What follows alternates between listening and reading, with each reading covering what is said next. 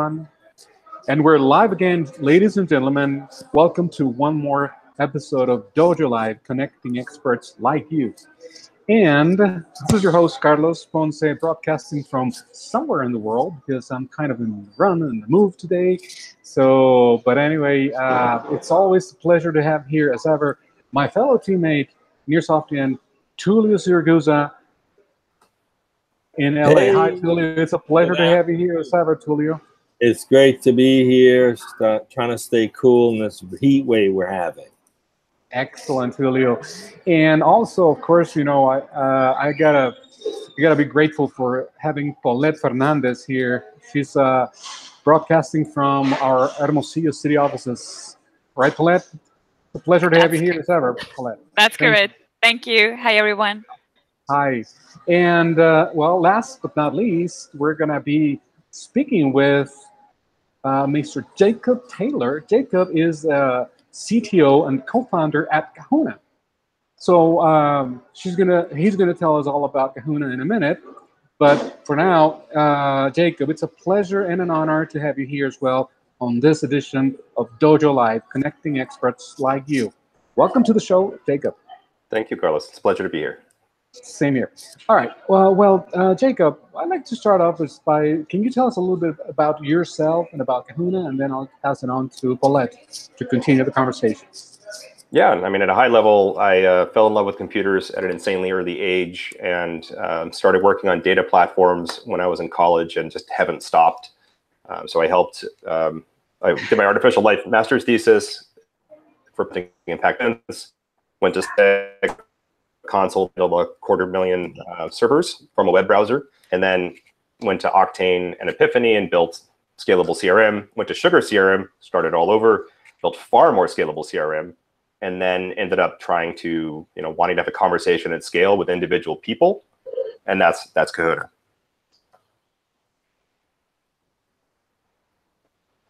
Excellent. Thank you so much. That's really interesting. Can you tell us about how the ideas for Sugar, CRM, and Kahuna evolved from? I mean, how did you identify that problem and decided to do something about it?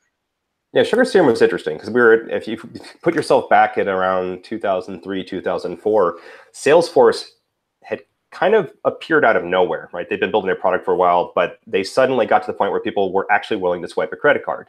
So now, I'm working at a CRM company that takes multiple people to deploy, lots of training. It's a great product, but it's also, it's a very different conversation than, hey, why don't you swipe your credit card and we'll give you the next month for free.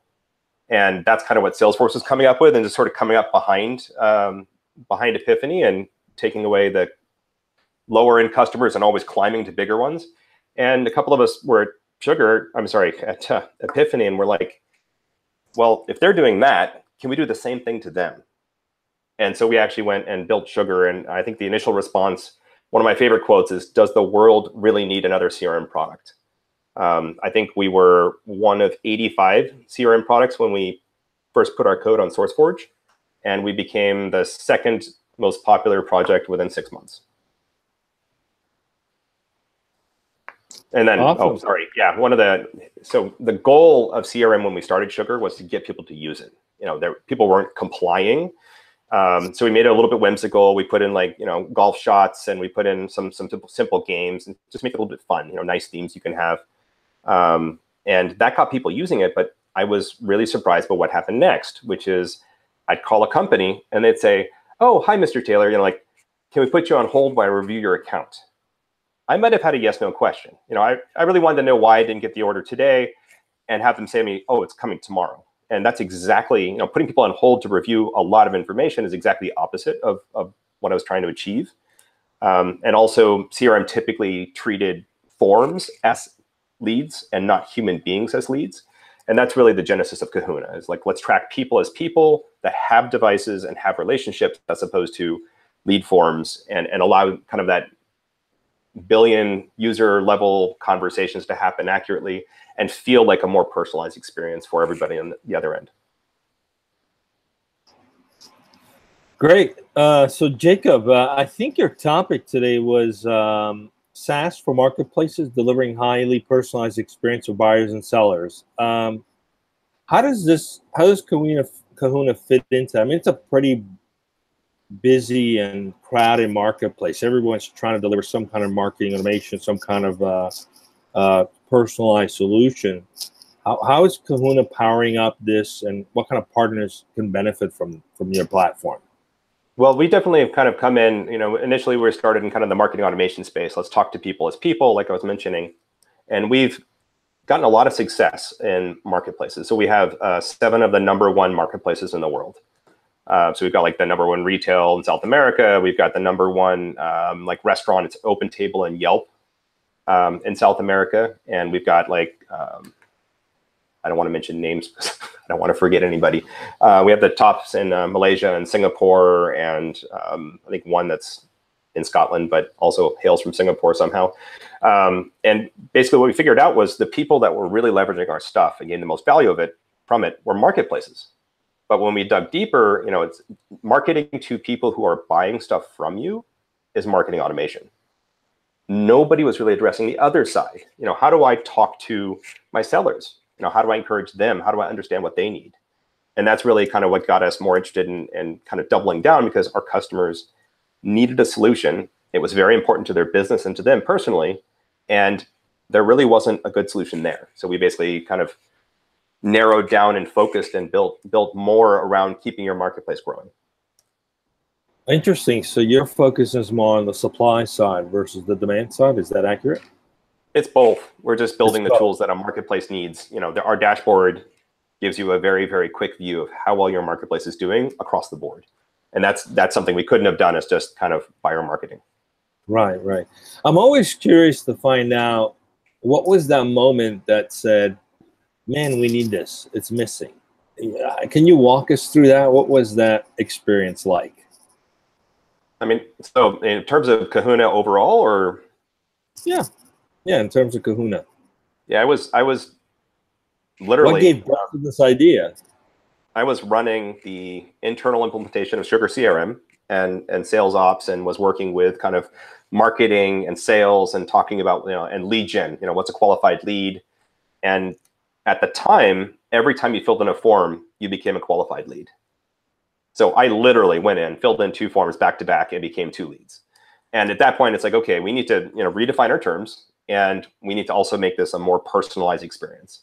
Like, for instance, if I were to leave my job, you still have a relationship with me, even though I'm not at the company. And I still have a history of being there, even though I'm not there now. So it's kind of like that, what do you do with old email messages, right? Do you delete them or disassociate them? Or do you find some way to kind of carry forward? And basically, at that level, it was treating people like people was important to me. And I think I expected that to give a nice leg up to CRM and the effectiveness of CRM. And I also I built a system that with 4U of rack space could power 3,000 concurrent users with 99.9% sub 1 second. Well, that's enough to power IBM, which raises the next question of, how do I get this to massive scale? And the answer of, oh, I'll just buy like 6 more servers wasn't very sexy for me. I wanted to get to 1 billion people or multiple billion people. And that also was kind of cloud scale, cloud reliability, cloud deliverability, and elasticity for something like a CRM product. And in fact, we have several of our customers, we are their CRM product. And they're evolving markets, and we have a better view of the people using their stuff than they do. So to accomplish that, what kind of tech stack did you invest in? Or what approach are you taking? Or are you using any Microsoft tools or open source? Can you share that with us? So right now we're all on Google Cloud Platform. I was one of the first users between Sugar and Kahuna. I built some scalable stuff and did some data analysis on Google Cloud Platform, got comfortable with it and familiar with it. And then when it came time to kind of reboot and drive Kahuna forward, it was a natural thing for me to work with, because I knew the people, I knew the product, and we basically just kept building from there. I think one of our first customer on Tuesday, I think, said, we're shipping on Friday, come in Thursday and we'll integrate you. So I had 2 days to build a server, and we did. And then we integrated it and they shipped, and it was fun. It was like a good way to bootstrap. Sounds like a very open, flexible system. I'm curious about the science. Are you using any specific AI or machine learning methodologies? Can you share that with us? What's working for you? So there are definitely a lot of them in Kahuna, and one of the most powerful ones, ironically, was counting. People are like, what kind of machine learning do you do? We count. Well, how do you make decisions? Like, we count at scale. It's actually not a very easy problem to do. If you get 50 million people hitting a link at the same time, how do you increment the number of people that hit the link? How many servers do you need? How do you make sure you count everybody and not too many people? And some of that's gotten a bit easier over time, but that really was kind of our first, I'd come up with a hypothesis or somebody else would, and we try and see, how elegantly and efficiently can we get this information and make this decision better than it was ever being made before.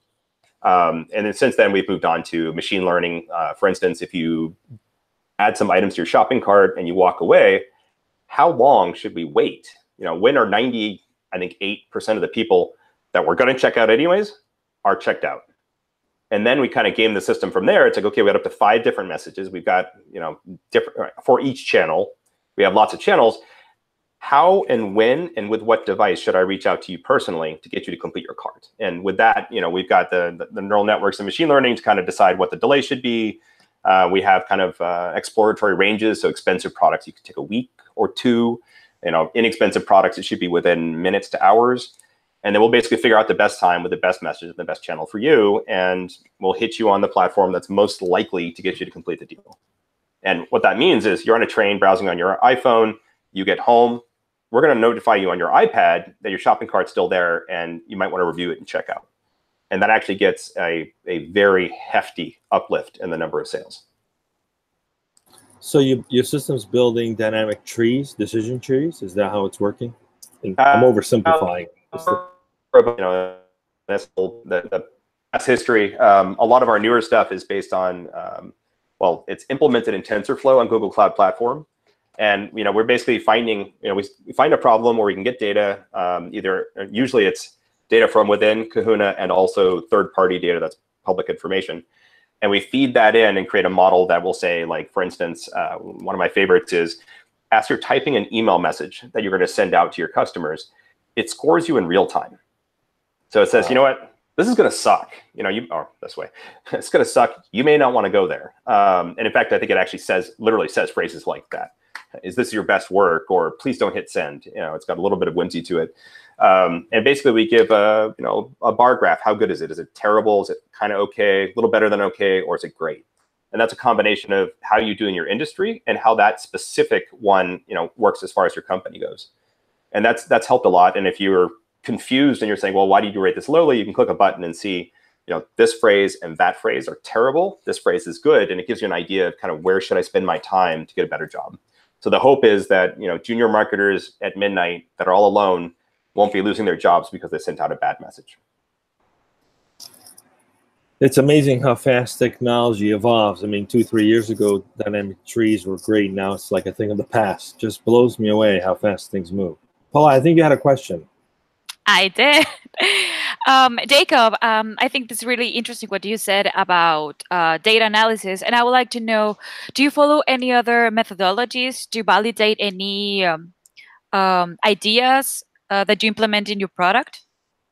Yeah, actually, the product, we spent a long amount of time on making sure the data quality was high and that when you send a message to somebody, that message is as accurate as possible. Like in the message earlier, I wouldn't want to give somebody a 20% coupon to complete their cart 5 minutes after they finished. So our profiles are updated in seconds. We traffic shape based on what is important to you. So if you set up a new campaign that's triggered on something that you never really cared about before, we'll actually change the way that the clients call us to emphasize that campaign and make it more successful and more accurate. What was the, sorry, I got lost there. What was the question? Yeah, I mean, how do you gather that feedback from your users? How do you validate that? Yeah, so obviously we can track things like, open rates and click-throughs, which is nice. And we can kind of look at industry standards, which we're, well aware of. We also, every campaign supports a control group. So you could say, you know what, send it to 95% of people, don't send it to these other 5%. And over time, we'll watch, how many times did they click? Exact same metrics that we have from the email. How many times did they click? How much do they uninstall the product? How many times did they say, don't email me or don't push to me ever again? And we compare. And a lot of times, we've had messages that decreased the amount of uninstalls and decreased the amount of times people would click, don't push me. So it's actually like, not only is it not a bad thing, so because people kind of don't want to be pushy, right? So, in this case, it wasn't even a bad thing. It touched their users, and those people stayed around longer, which is awesome to see. And then kind of in the background, we have the ability to do a global control group, which is like take 5% of your people, and we'll just watch them, and we'll compare everything against them. And that's given us, it's as fair as I can be, to the point where we even like double check right at the time they should be getting an email or we should be sending the push. Does this person still qualify? So it's exactly what we do with the normal users. Right. Okay. Thank you. Guys, we have a question from one of our guys at the company. He's asking me right here on Slack, and the question is coming from actually from one of our teammates, Fausto Guerrero. And Fausto is asking, Jacob, what would you consider a leapfrog moment for your company in the markets you serve? Great question. That is a great question. I think, we try and build things that people are looking for. Starts with what they're asking for, and then frequently we kind of diverge a little bit into what we think they really want. I think, we've had a couple, and generally speaking, if the demand for your product, people responding to your marketing and asking for demos and coming to your homepage, when that goes through the roof, you've kind of hit one. I think with marketplaces, that actually puts us, SaaS for marketplaces, it puts us in it as a platform that is pretty not comparable. We're like Salesforce.com for marketplaces. And that model has really hit well. We've also had times where we basically said, okay, we think this is a feature people are going to love, like the cart abandonment timer that I mentioned earlier. It's for anything where you have a time delay and you still have a goal. We built it. We went out and had lunch. We built it, we deployed it, went out and had lunch, and then after lunch we were going to talk about, how do we explain this to users? What kind of messaging should we use for it? During lunch, one of our customers found it, used it, and made $18,000, over $18,000, while we were still at lunch. So that's something where people see it and say, yes, I need this, and start working with it on their own. Obviously we don't want that. So now that we've got more people. But for me, that's like an aha moment. If they see it and say, yes. Well, I have to say, I love the feature where it proactively will say, you really want to send this? I think that's awesome. And it's definitely needed. Carlos, any other questions from the audience? Is it time to activate our chatbot? Who's activating the chatbot today?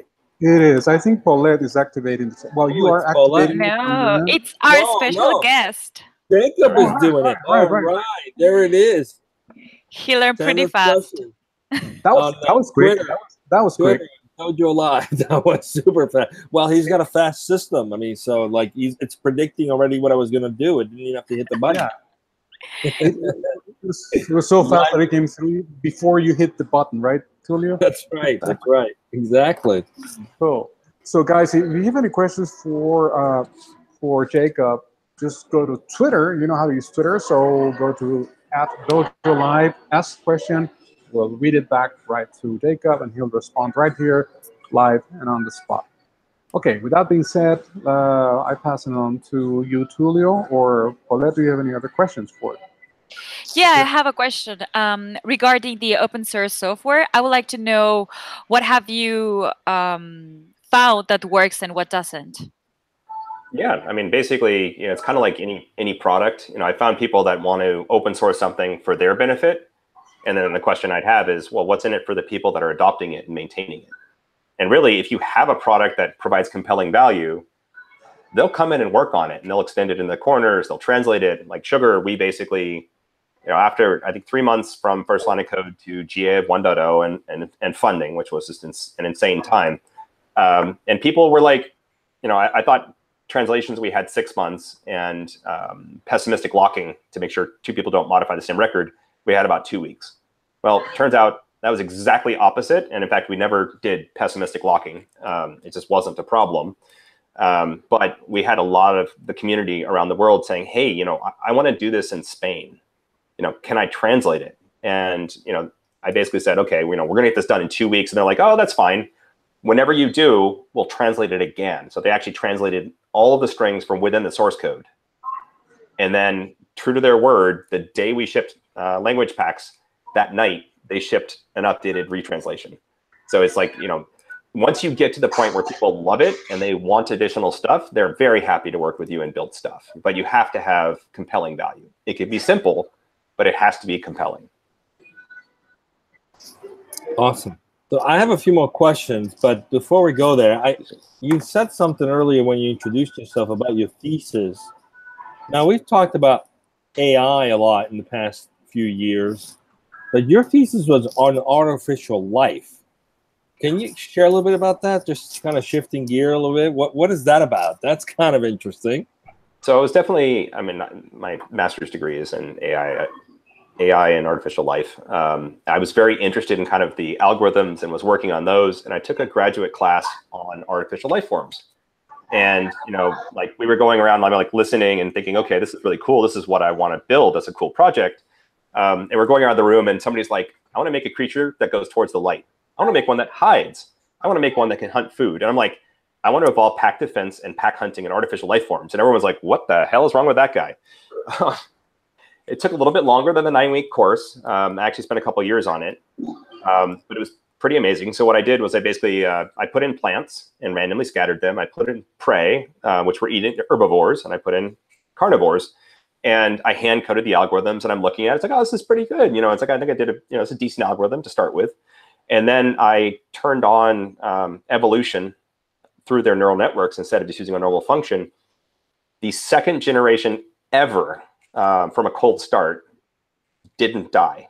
They actually were so successful at editors, they repel negatives, and that's how they actually finally died.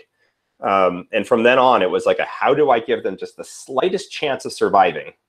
So if they do, they're going to be incredibly awesome. And I have seen pretty much any form of predation I've ever read about, and also evading predation that I've ever read about coming through these algorithms. So maybe the predators will stay on the food, and when the prey go to eat, they're eating the ones that are further to the outside. But at some point, they get so hungry they have to try it, or vice versa. They're on the food, and the predators are circling, and then they close in simultaneously. I made it so that like the highest level was you need five predators to attack one prey at the exact same time, or nobody gets any food.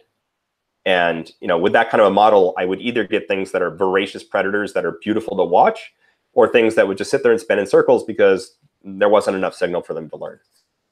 But that was kind of a the evolution of that was pretty creepy. How fast it could grow and how quickly the levels go, the iterations. That was around the time the Matrix came out. So in the Matrix, the computer took over everything, and then I would go home and just keep making my little bots smarter, all disconnected from the network. You're scary brilliant, dude. That's awesome stuff. Now, I'm curious.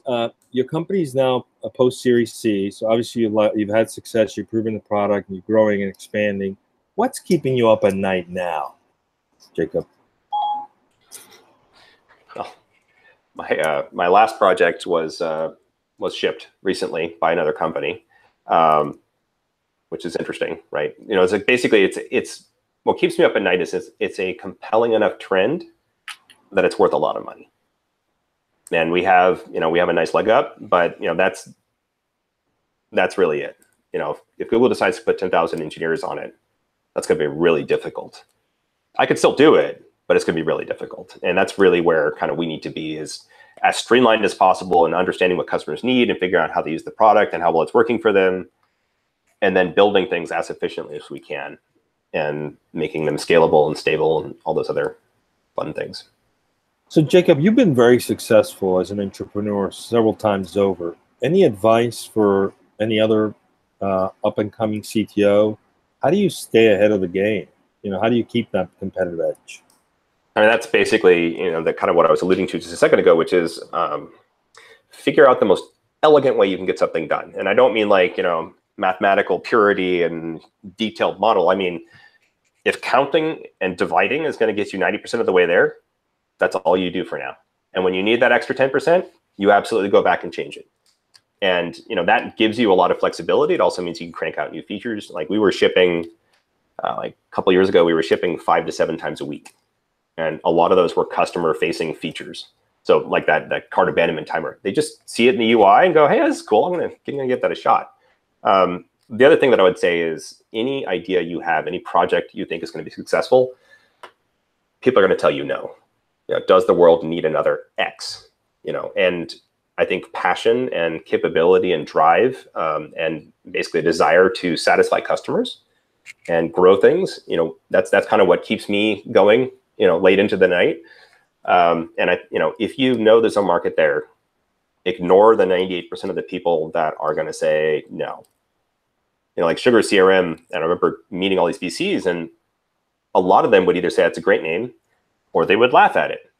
And one of them's like, kind of laughing and saying, why did you name it Sugar CRM? And the response was like, you either say yes or you say no, but you always remember you met with Sugar.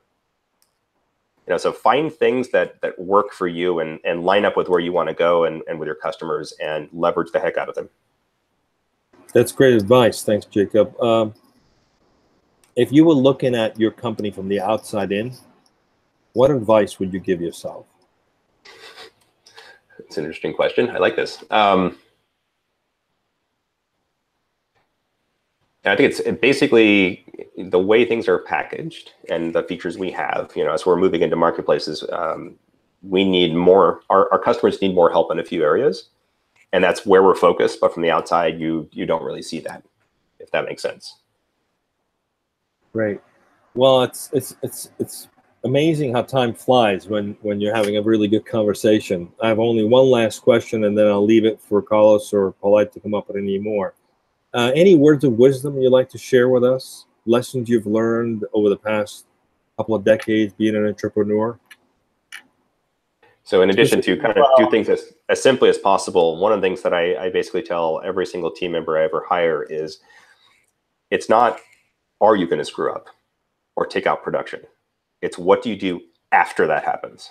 That's what you're judged on, because it happens. It's not the nicest thing in the world, but people will hunt for security vulnerabilities, including employees, which is not quite fair. But it's like things go bump in the night. Big customers threaten to sue you because you're near their market or for patents. There's all kinds of stuff that will come at you, and you just need to kind of stay calm. You expect when you start a company that things are going to break, and you need to make sure that your employees expect that as well, so that when there's 5 different things going on, all negative on the same day, you guys can still eat, and you're going to make it through the other end. Well, thank you, Jacob. I really appreciate it. It's been a pleasure talking to you. We can talk for hours. I think Paulette's going to wrap it up with another question. Paulette? Oh, no, you're good. Okay, great. Okay.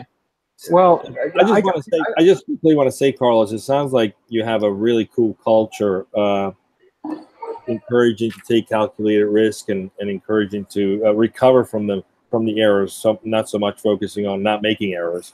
I think that's wonderful, and it's a pleasure talking with you, and it's a pleasure to know that there's other people out there that are willing to do that and give employees an opportunity to learn from those things. Thanks for sharing your time with us today. Thank you. Yeah, well, the only, I got something else. Well, one final question before we wrap it up. And Jacob, if you were to, let's say, to fast forward 5 years from now, are there any predictions you would like to make about the software industry and your product specifically? So I definitely think that artificial intelligence is going to play a more and more important role. If you look at connected devices, there's the things you do with them, and then there's the kind of what am I implying by the fact that I've changed my pattern. And you're going to see more and more that actually working. And I think kind of like that 60% of the solution thing is getting easier and easier to do.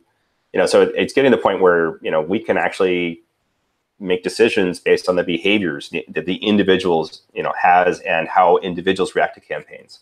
So I expect to have, stuff on my end filtering the incoming messages and reprioritizing it. You already kind of see that a little bit in Google's Gmail filtering, which is awesome, like capability.